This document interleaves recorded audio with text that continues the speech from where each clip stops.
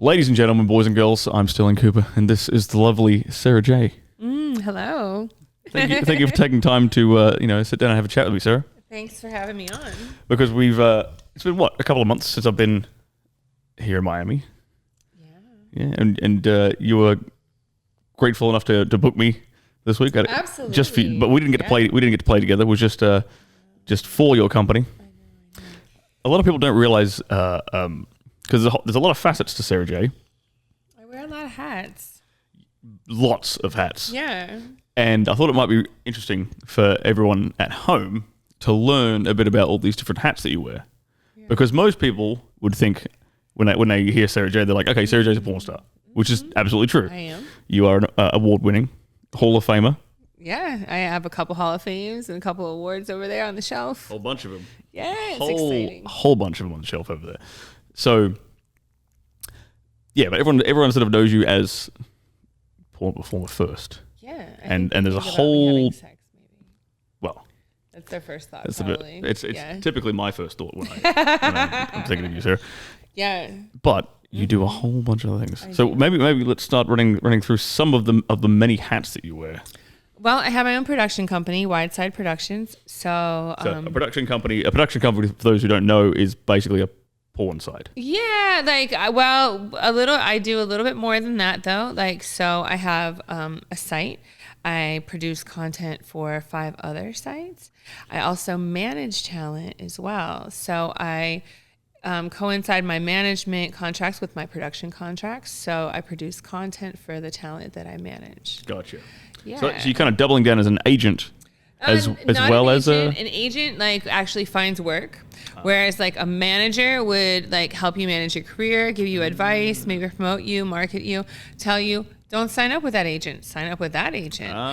Tell you here's an accountant for you. You know what? I've got somebody who can help you do that. Okay. You should probably not shoot with them because that would be bad for your brand. That kind of stuff. Damn. Okay, I actually didn't realize that. Yeah. Before I asked that question, because I actually thought you were more of an agent. Yeah, I'm not. I can't deal with that kind of stress because then people are like, I got to pay my bills. You got to give me some work. Come on. It's like crack. No, I don't. Okay. Yeah, I can't deal with that kind of stress. I like to deal more with people that are long-term committed to the industry and want to make the most out of their name and their product. Huh. Yeah. And then you manage their career a bit. You help them to run their websites. I help them produce content for their site or for whatever they want to use it for. Some of my talent have gotten distribution deals, and some of them have gotten lots of channels on lots of different sites. And so whatever they want content for, I help them produce that. Gotcha. Okay, so that's one of several hats. Yeah. Let's get any other hats you want to throw at me. 2 because I also manage them too, so it's kind of like a double fold. So that's 2 hats. Yeah, it's so far it's technically, I mean, it could be 3 hats if you go that far because I'm a producer, which means that I come up with the ideas and I fund the ideas for production. Yep. And the production company is mine. But then also I'm a director. So when I'm on set, I tell people what to do and where to stick things and all that kind of stuff, right? Stick that thing there. Yeah. Let's do that again because I didn't hear you or whatever. Your mouth was full. So I do a little production, I do a little direction, I do some managerial stuff as well. Okay. Yeah. Because you're actually quite. I like your scripts. Yeah. When I've shot for you, your scripts are quite your scripts are a typical porno script. I like to call them classics. A classic porno script. Yeah. Yeah, exactly. I firmly believe I was thinking about this actually today. It's funny you asked this question. I was thinking about this and I think that it's very important to have those classic stories because these are the things that we most come in contact with on a daily basis, and they kind of feed our fantasies, so I have a tendency to do work fantasies or housewife fantasies or stuff like that because I feel like this is a very common fantasy that everybody can relate to at one point in time. It might be not the craziest thing you've ever thought of or the funniest thing you've ever thought of, but you've definitely thought about doing the lawnmower guy or whoever, I haven't. But. I mean, maybe not you, but someone has thought about doing somebody's lawnmower guy. Yeah. So, I just feel that it's classic porn scripts, and a lot of times maybe companies like skip that kind of stuff because they're looking for like the clickbait. And I'm like, I just want something that like everybody can relate to. Like everybody's like, oh yeah, actually, I did think that the guy who did my nails was hot. Like because it's a lot of step porn these days, and you don't really go near that at all. Not at all. No, I'm adverse to that. I'm like a little bit grossed out by any kind of like family porn. Like, yeah. Because I'm not trying to like fetish shame anybody, but me personally, it's not my thing. It's something that no performer in the industry is keen on. I don't want to say no because I feel like I've never met anyone. I've met like 3, maybe 4 people, but that's that's what they produce as well. And so it's like, oh, they produce what they like. That's good. I mean, I would hope that you would produce what you like. Yeah. But yeah, no, like I do feel like most performers are like, ooh. It's sort of because I get cast as a stepdad all the goddamn time. Doesn't it make you want to throw up in your mouth a little bit? I just ignore it. It's not, I don't. Right, you try not to focus on it. You're like, I'm fucking this hot chick. Yeah, I'm not focusing on the fact that I'm playing a stepdad, And that's, I remember having this conversation with Seth Gamble at one point, and he was like, "Look, we're actors. We're playing. We're creating a fantasy. Nothing here is real at all." I don't know if I want to create that fantasy. I'm not going to lie. Yeah, exactly. I don't want to be any part of that fantasy. But yeah, he was having an interesting counter argument because I was like, I don't like this stuff. I don't think we should be shooting it anymore. Yeah. And he was like, "Well, it's a fantasy," and it's like it's the same way of like you could make the same argument about like, oh, should we produce horror films because it's going to like because it's not something we want to encourage. That's kind of the argument that is like in the other direction. But people get like kind of people make different rules when it comes to sex. Yeah, of course. I mean, a lot of times I try to draw parallels because it's easier for people to treat our industry like a real industry if you draw more parallels between our industry and like mainstream stuff. But the like horror film thing, that doesn't really create like the best parallel. But I try not to judge people. As long as you're not hurting anybody and everybody's over 18, I guess, like, whatever. I don't know. Did you, were you... It's not for me. Like, it's not for me. Like, when I think of family members, I'm like, it's not my thing. I'm not thinking of family members at all when I'm on set. It's never something that comes to mind. I might think of, like, I'm wishing happiness and joy on a family member. Like, I hope that they have a good relationship in their life. But no, that's it. No. Did you you've paid attention to what happened recently with like the whole Pornhub stuff, them getting like MasterCard and Visa? Did that affect you at all? I mean, I think it affected all of us to a certain extent, like just a little bit, but not a lot. No. Yeah, you're sort of very independent of that whole like. Not only that, but I got like my fingers in a lot of pies. I mean, it definitely like affected me to a certain extent, but I didn't. I'm not going to be spare changing at the side of the highway or anything like that. Yeah, you're fine. You're doing all right. This is the reason why I wanted to get Sarah on, guys. Is because like, oh my God, Visa pulled their fucking help me. Whatever you can do to help. No, I'm not there. I'm good. Yeah, she's not there. 'Cause you've been in the industry for what, like 20-ish years? 20. 20-something? And without a doubt, you are one of the most business savvy porn stars that I know, which is why I wanted to give you guys like a different perspective on Sarah. You might just be fapping to her. Yeah. But fapp away. And go ahead. I mean, did you know I used to fap to you when I was a teenager? I think you told me that. Yeah, that's hot. How do you feel about fucking me now? That's fantastic. It's great stuff. But you're one of like.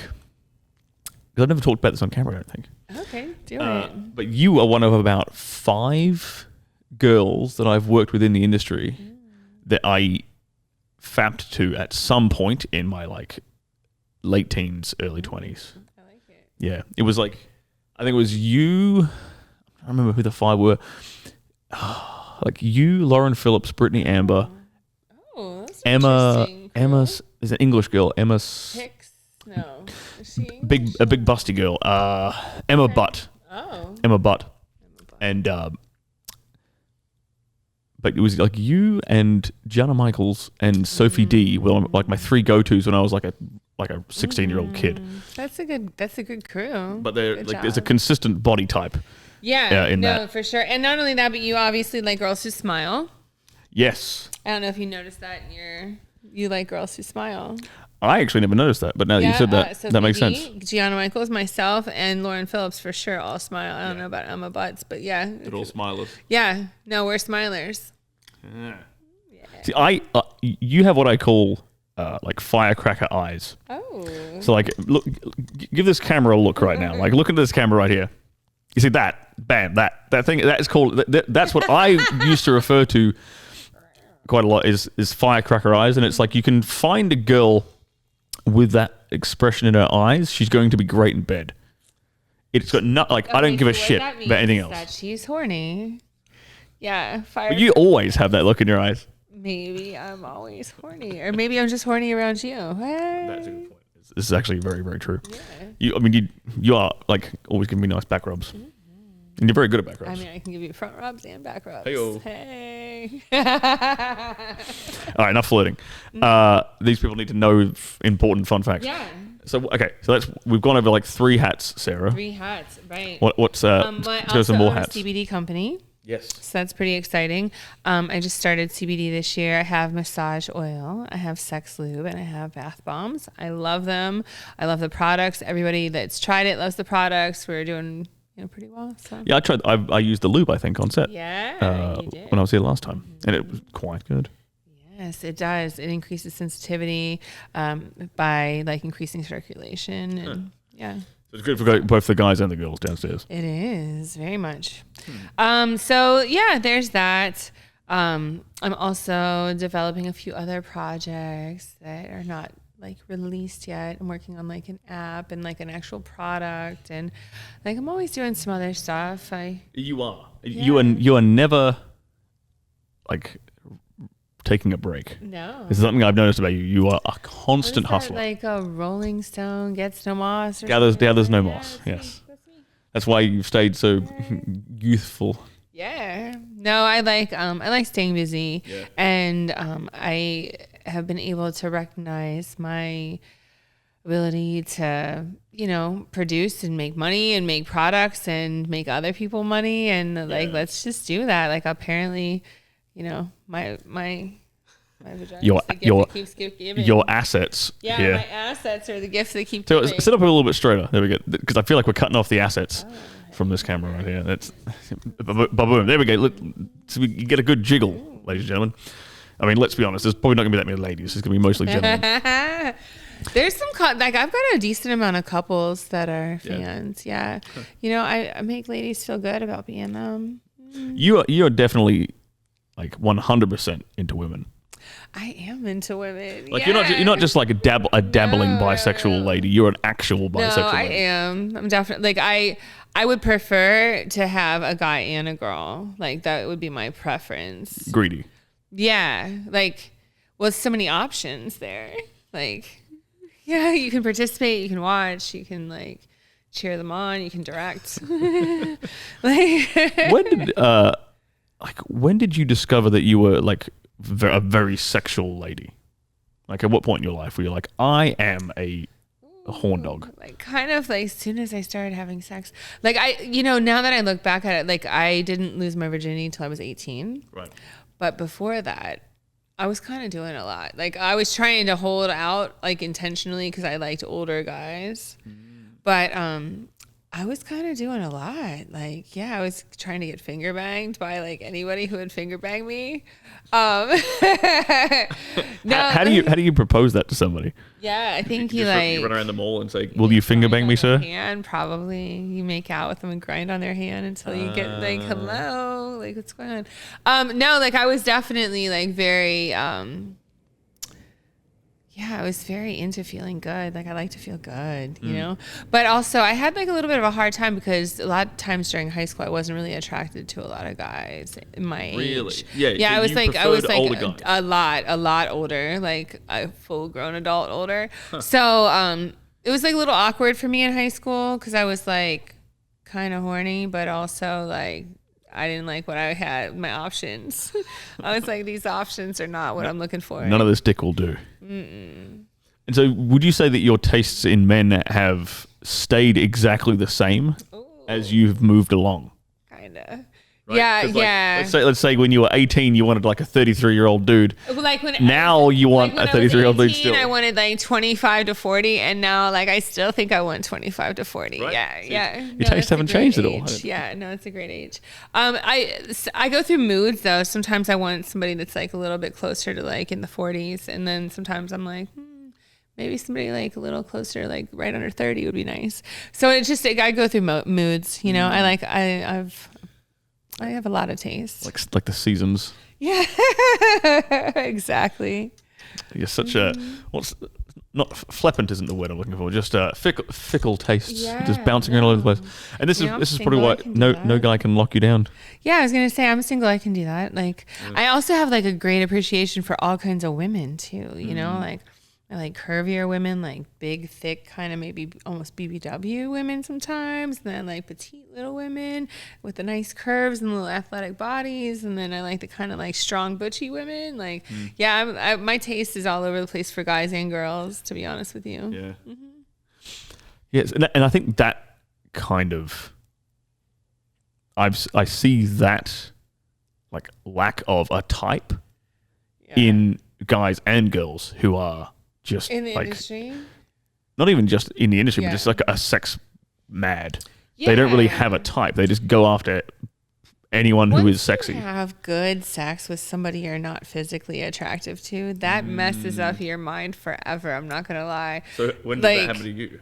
Someone you're not physically attracted to, but you had sex with them, and it was great sex. I was like, good God, what just happened?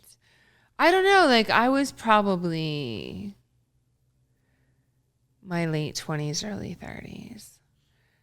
And probably, I wouldn't say late 20s. And I was like, and I think that it totally bent my whole mind because then you're like, I want to taste all the pieces of chocolate. Right. You know, like before you were like, I'm only going to like have sex with people that I am attracted to. And that sounds like so smart and like so typical. It's a great plan. But then you accidentally end up having sex with somebody you're not attracted to. And you're like, wow, that was like insane. Wait. How was that so good? How do you do accidentally? I mean, like maybe a party or something, you know? Like, it's not accidental. You didn't slip and fall on a dick. You're just like, you're in the moment of the party and you're like, yeah, free love, you know, it's all good. But then you accidentally have some really great, like, wow, like I felt like some like feels, like a little chemistry there. Like, and then you want to try everybody. And then you're like, maybe we should have sex first. Let's see how that goes.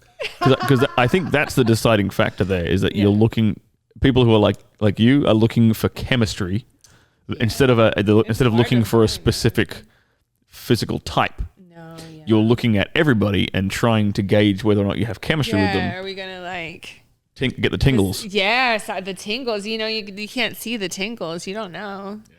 You don't know until you're like in their space and their person. Well, I think I can see the tingles. That's what I was referring to with the firecracker eyes. Oh, yeah? I reckon I could, because I can look at a girl's 9 times out of 10, I can look at a girl's Twitter feed. Yeah. Or Twitter, typically a Twitter. Yeah. More so than her Instagram. In our industry, I can look at it and I'll be like, we're gonna have chemistry. Ooh, we're gonna have chemistry. See? Okay, so me, I believe that it's a pheromone for me.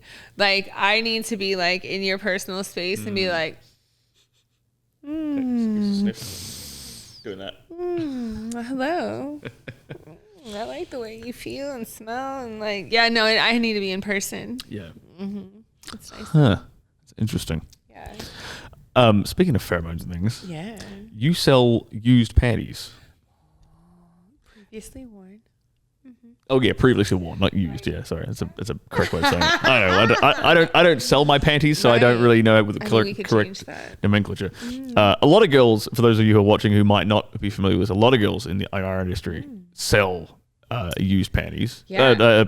What's the phrase? Previously worn. Previously worn. Previously worn panties. Shoes and stockings and all kinds of like little things. But I remember you telling me last time that you are so inundated with the orders that you have to have an assistant help you ship them out.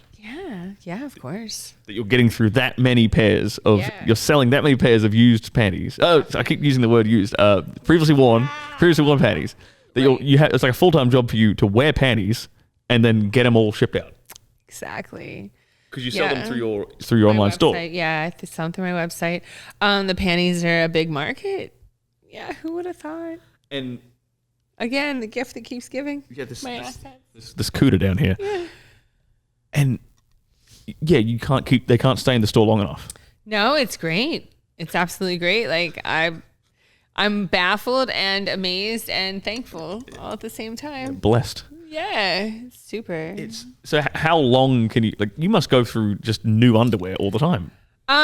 Yeah, basically. So what's kind of cool, you ever like get some new underwear and you're like, these look really cool, and then you try them on and you're like, they're all right. Like they're a little tight in the crotch, or like I don't like the way they hold my balls or whatever. Right. Yeah, so those you put in the like get rid of pile, and so like yeah, you just sold. And then you just get new like panties that you hopefully like. Do you go through do you have like a certain brand you just get guys to buy you now, or do you experiment with everything? No, let's experiment because they're buying it. So let's experiment. Yeah, I like tonight I put on a new pair, and these are probably gonna sell in like a week or two because they're kind of like giving me a wedgie in the front.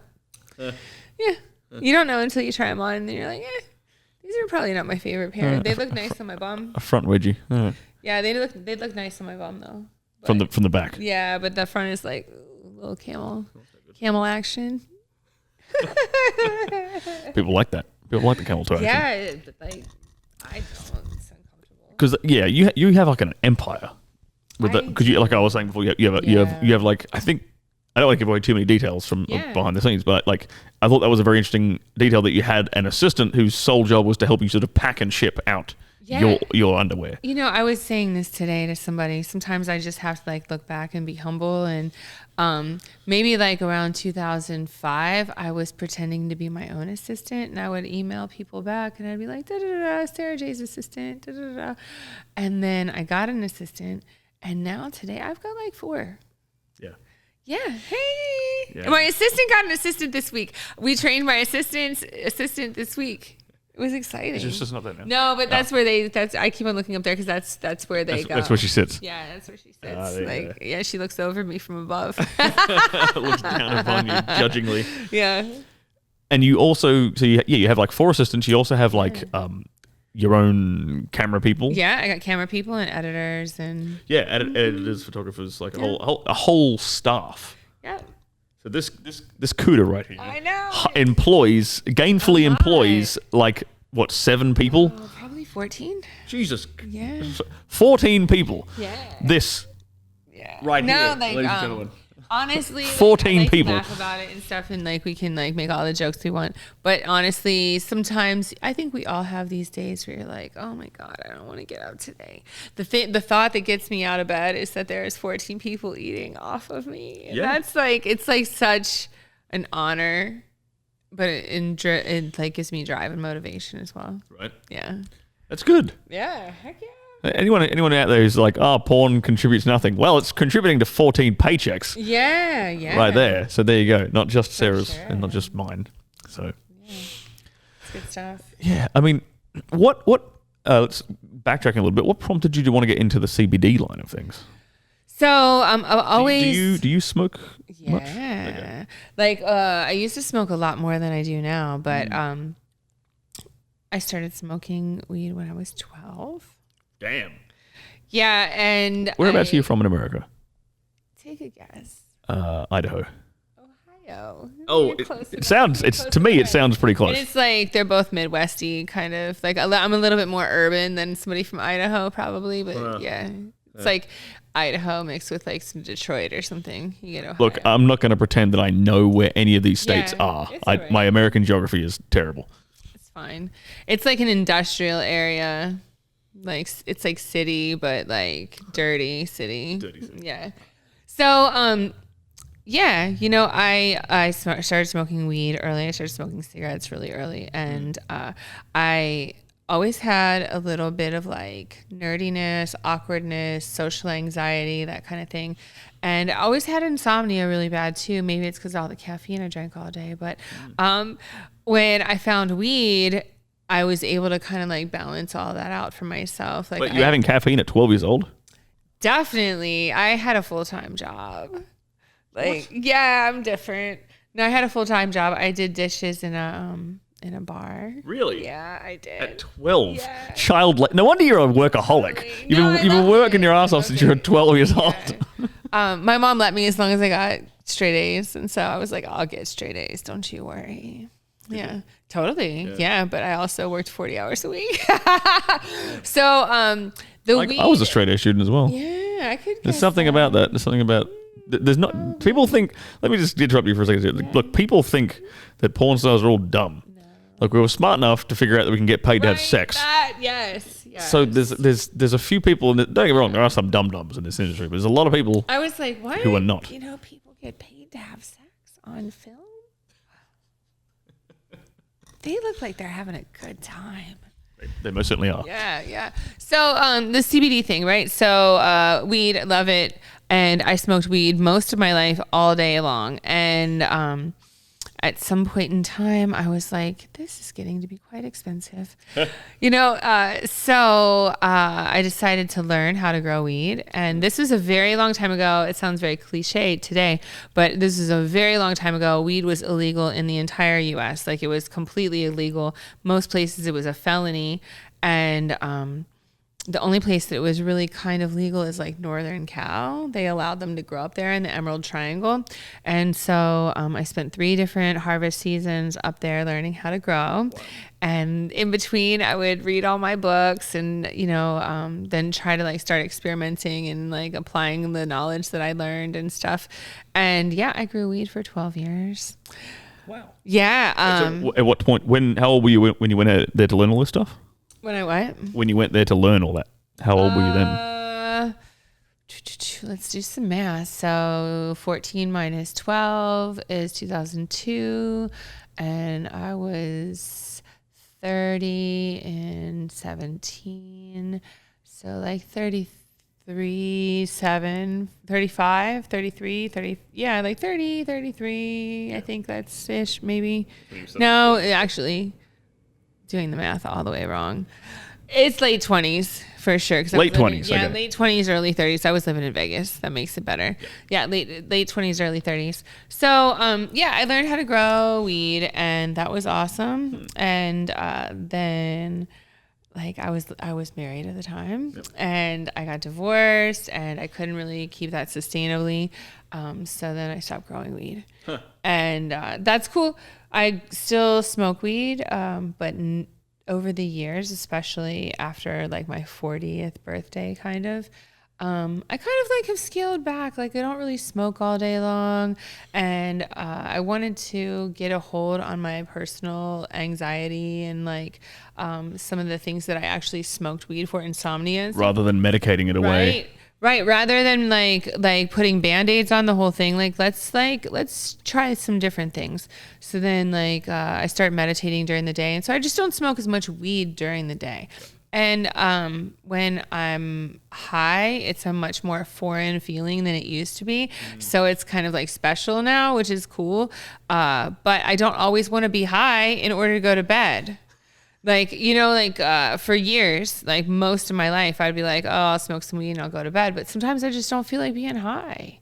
And I would like to still go to sleep. So luckily, we've got this whole new technology that is capable of pulling the CBD out of the cannabis, because CBD is one of the many chemicals in cannabis, but it does help promote relaxation, and it's great for insomnia. It's good for pain because of inflammation. It also increases like sensitivity because it increases circulation. So I was really turned on by that. And the fact that it's legal in the US is very promising. It's legal in most countries in Europe also, which is also really cool. My mom loves CBD. Like, I know plenty of grandmas and even children whose parents give them CBD because it's like harmless, but actually there's a lot of benefits to it. And people give it to their dogs as well. Give it to their dogs. Absolutely. It's kind of like taking a different version of Advil, you know, like it's a similar kind of like, you know, effect. You know, it definitely reduces pain and it makes you relaxed, and it does not get you high, which is super cool. So I was a CBD enthusiast for the past few years, and I went and to some conventions and found out some information, and then I was like, I want my own CBD line. Yeah. And here you are. Here I am. Congratulations. Yeah. I love the products that I make, and I think that it's awesome to be able to share some of these products with people who are scared to get high and scared to smoke weed, but also could benefit from some of the like really great things that cannabis has to offer. There you go. Yeah. Good for you. Yay, thanks. You mentioned that you used to live in Vegas and stuff like that, right? Because you were a dancer, like a stripper, right? I was. And that's how you got into porn, right? Sort of, yeah. Like I was married, and my husband had suggested I dance, and I danced for a long time, and it was cool. Were you a good stripper? Like decent, you know. Like I'm not really like one to like make promises, and like I'm not like a smooth talker so much. Like, but I'm an entertainer. Yes. You know, like I'll get up on the floor and I'll make eye contact with you, and you'll get titties in your face, and like we'll have some fun at the tip rail. You know, like you'll get a good dance that'll turn you on and make you want to jack off. You know, but like, yeah, I was never really one to like, make a whole lot of promises. You weren't like a hustler. I'm not a hustler at all. Well, not in that sense. Well, so you're a hard worker. Yeah, that's the difference. So you're a hard worker, but you're not like a hustler in the way that like strippers tend to be hustlers, where they'll just like fleece dudes for thousands of dollars. Not at all. Yeah, too much of a sweetheart. No, there's no way I could do that. I will take a dollar from you, $1 at a time with my boobs. No, I was just never like a really good hustler like that, you know, and it didn't bother me that the other girls were, because like that's just not my personality. Like I would rather actually like have fun. Yeah. Huh. And so how did you get from that to pornography? It was really kind of exhausting to be a stripper, you know, like I kind of thought that when I moved from the Midwest to Vegas that stripping would get easier sort of, or there would be like more money, and it wasn't. Nope. I mean, kind of no, like it was a lot harder, a lot more stressful. There's a lot more girls, a lot more situations. There's always like fights in the dressing room and customer fights and cops coming in. It was just like, this is a lot to deal with. And like I think I was just over it kind of, and I really appreciated the opportunity to explore my sexuality and to be a sexual being to someone that's not my man. You know, that was kind of fun. Yeah, it's kind of fun to flex like some sexuality. Like I never had an opportunity to like flex my feminism before. I was curious, did you and your ex-husband like swing? A little bit, but like not like strongly, like occasionally. But you know, before I met him, I hadn't had a whole lot of like sexual experiences. Because all the boys weren't the right age. Yeah, they were not the right age. So I was like a little awkward and like a little bit of a tomboy, and like dancing really allowed me to like be feminine and like use that. Because you're also a massive nerd. I am. Because I've seen the collection of geek paraphernalia that she keeps in this house. Yeah, there is like it's in my bedroom, like out of all places, like I have all the geek shit in my bedroom. Where, like that's the last place people are gonna get to. Yeah, like that's where she hides it, because no one ends up there. I also feel like we're shooting in here, and I can have like trademarked products in here, and I have like, you know, a lot of like toys and stuff. Yeah. I mean, there's a Jabba the Hutt. What would you call a pot plant right there? Yeah, no, it's like it's a. Can I bring? Can I? How heavy is that? Can I pick it up? No, you can pick it up. It's a succulent. See if I can pick it up. There we go. Yeah, it's not that bad. I just planted them recently. Perfect example. It's a Jabba the Hutt succulent. Jabba the Hutt succulent right here. That is the nerdiest shit I have seen all day. It was like a coffee mug, and I was like, I want to put a succulent in there. I don't know. Wait, so it is a coffee mug? Yeah. Oh, yeah. I put a plant and changed it into a planter. That's even geekier. Cool, right? Yeah. The fact that you took a coffee mug and turned it into a planter. Well done, sir. Thank you. Put this away. Yeah, no, everybody always says when they come here, there's a lot of cool stuff to look at. And I just insult you and say you're a geek. I like it. I take it. I don't think it's insulting at all. And you have a lot of I'm looking at the fan art up there. I remember seeing this last time I was here. You have a lot of fans who draw you as like Mortal Kombat characters, as like anime characters, because you have the right proportions. Yeah, absolutely. And some of it's quite good. It's amazing fan some art. of it's quite good, right? Like, I'm not going to lie. Like, if it's something that I like, I'll go ahead and frame it and hang it up in my office. You know, I try not to like put it all over the house, but I figure like the office is appropriate. Yeah, because it's for you. I mean, that's where the money comes from. Once again, it's all coming from the magical Cuda, right? That's where the money comes from. We should celebrate it. What's something that most people don't know about Sarah J? Yeah, I did. I mean, I did really good in school, and that's something that most people would know. I think not a lot of people would realize that. I took 6 years of Latin.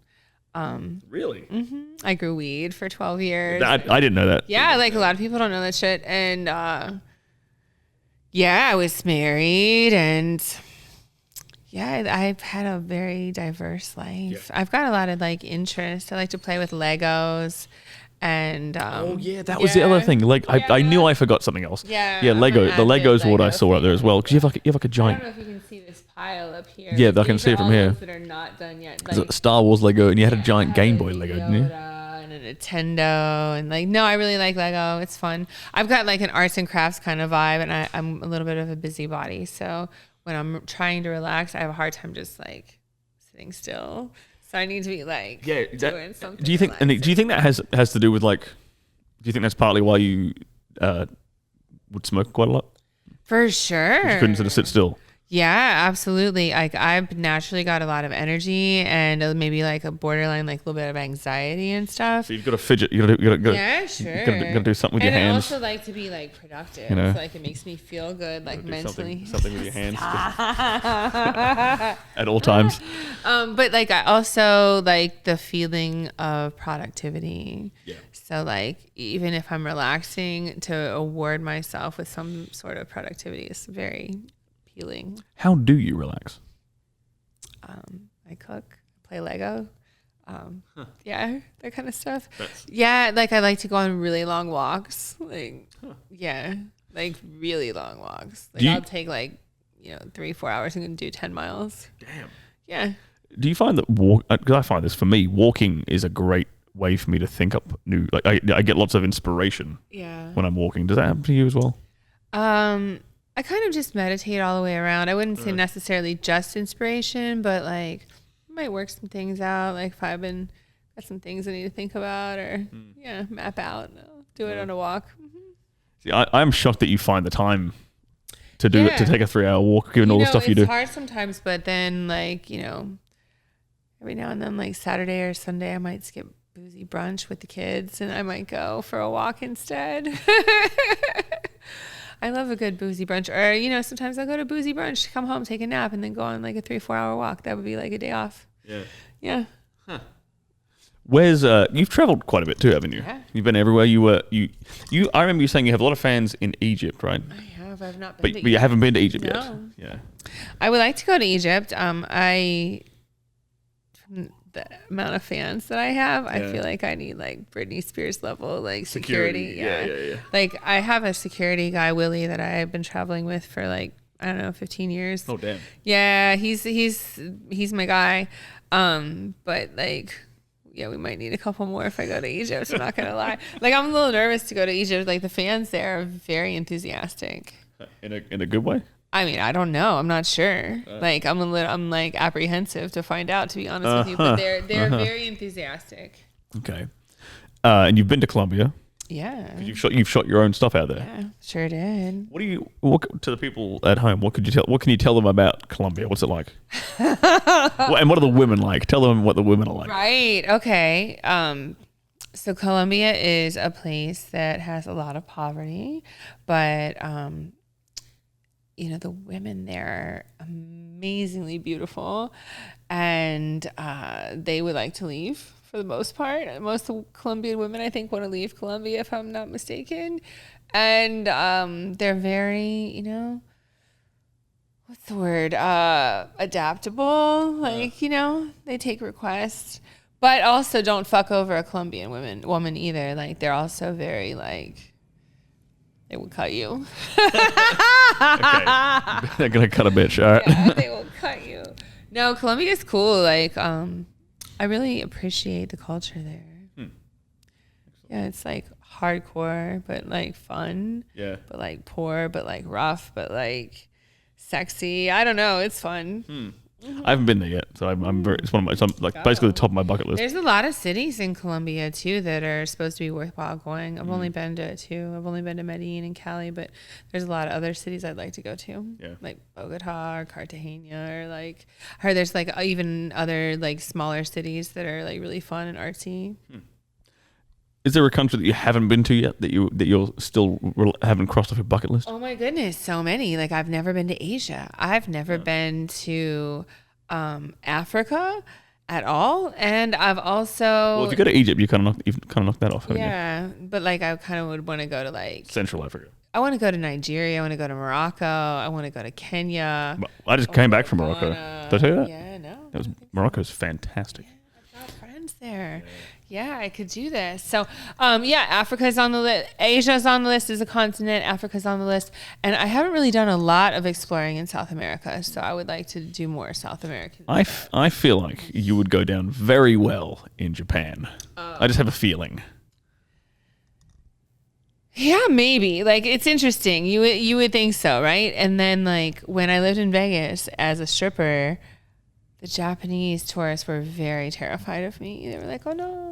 Terrified of you? Yeah, like, I don't know. Like, maybe I'm a little aggressive or something. I'm not sure. Because, like, because I used to watch a lot of, like... I'm, like, right up their alley. Yeah, like anime hentai and stuff when I was younger as well, right? And you have the bill of, like, the big busty Japanese stepmom. I think I need to be, like... maybe more submissive. I don't know.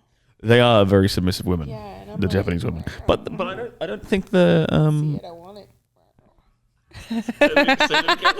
I said I see it, I want it. I'm like, I don't think well, when I look at Japanese porn stars, I don't think of those girls as being submissive because they're all aggressive. In the in Japanese porn, all the girls are like the sexual aggressors. When I was in Vegas, I get, oh no, oh boobzilla, oh no, boobzilla. There's because there's a couple of Japanese companies that hire Western girls. Yeah. And they fly them out. You should check. It'd be cool if you. I'd love to see you get into Japanese porn at one point. It'd be fucking hilarious. Yeah, I've got a friend that goes to Japan frequently, and I'm always like, we need to go at the same time because I want to go with somebody who knows their way around. Yes, exactly. What's that comic book district, Harajuku, or I don't know what it's called, but you know what I'm talking about? There's like a whole neighborhood in Japan that's like the comic book area. That's where you'd be going. Yeah. And the Lego area. Well, check out the action figures. I like action figures too. Yeah. Nerd. Yep. Verified I nerd. like Tokidokis. Yeah, Tokidoki is a Italian artist that does Japanese style arts. Huh. Didn't know. Nerd shit. See right there. Nerd shit. Look, I think we'll wrap it up. Is there anything else you want to let everybody know about? Of course, promote all your shit. By all means, let everyone know where they can find your stuff. I have like a link portal so you can find like all my newest porn and like t-shirts and new toys and like all kinds of fun stuff. And CBD stuff. CBD stuff, panties, all that. You can find it at sarahjlinks.com. That's kind of like a one-stop shop. That's easy for everyone. Yeah. For sure. Excellent. All right, boys and girls, thank you so much for tuning in. Don't forget to fap to Sarah J at some point. She puts a lot of effort into it to make sure it's a fun, enjoyable experience. Hell, try and find the one of when did we shoot? We shot for your site, right? Cake. Yeah. Remember when we did a cake thing. Did we do another one though? Oh, we did the one with Preston and Maggie. We were last time too. That one too. That was cool. That was a very cool one. That was a good one. Until Maggie threw her back out mid shoot. So we were shooting this like a foursome, and then it was a high school reunion. And then with Maggie Green, Sarah J, me, and Preston Parker, and Maggie Green threw her back out like about 5 minutes into the. Like, okay, only missionary for Maggie. Yeah. So you couldn't do anything complicated. Yeah, no, it was fun though. Like and it was perfect. Like I liked it. Yeah. We're grown-ups. We all look like grown-ups. We It was look like hot. grown-ups. Yeah, like it's so rare that everybody on set looks like a grown-up. Yeah, that everyone is like the same age bracket. Yeah, we're all in the same 10 years, no? Yeah. I think we're all in the same 10 years. But even like porn-wise, like storyline-wise, it's not like someone's daughter fucking someone. Right, or the teacher fucking the student. Right, exactly. The two people of the exact same like age bracket. Yeah. Unique porn these days. Anyway, that's where we'll end it there. Thank you very much once again, Sarah. Oh, absolutely. Thanks for having me. And we'll see you guys next time.